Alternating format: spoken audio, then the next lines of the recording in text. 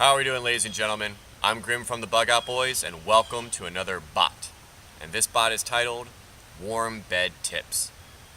Now, as you can see, it's getting a little frosty where I live. And unfortunately, when it's time to bug out, doesn't matter what season, it's time to bug out. And a key factor to your survival is a good night's sleep. And that can be a little bit difficult in the colder months because, rest assured, you're not going to be sliding into a nice warm bed.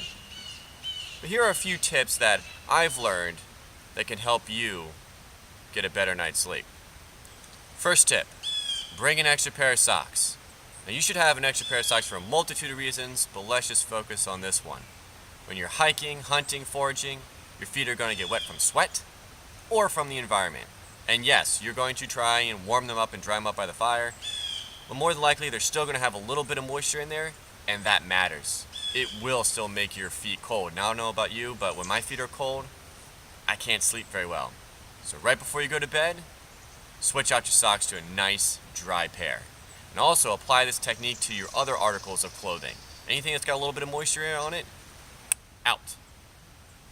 You'll feel the difference. Second tip, hand warmers. They're not just for your hands. Put them in your boots, in your pockets, underneath your hat. Well, toss a couple in your sleeping bag and then go about your business for the evening. And then when it's time to go to bed, you'll be surprised on how warm it is. Make sure you get a couple of those 12-hour ones so they stay nice and warm for a long time. So even once you're in there, you can move them around your body. They're light, they're inexpensive, and they're worth their weight in warmth. Third tip, hot rocks. An old age technique.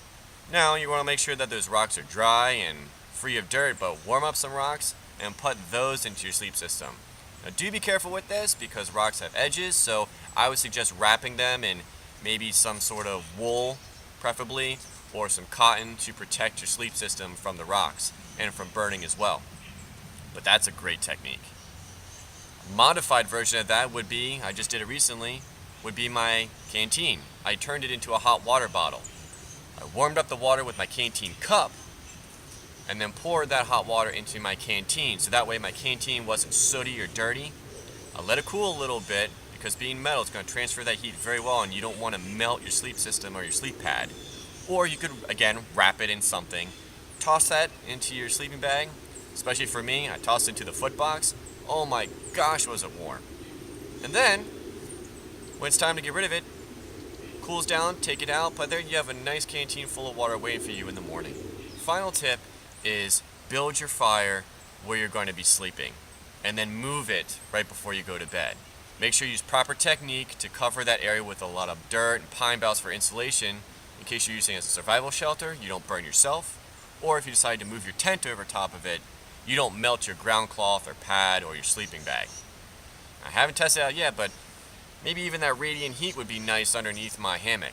I'll have to give that a try sometime. But I hope you enjoyed this bot. If you did, please do subscribe because there's going to be more bots, reviews, Pioneer Preps, and Bug Out Boy episodes along the way. And if you have any questions or comments or your own warm bed tips, please leave those down below because I would definitely enjoy reading them and getting back to you. Till then, take care.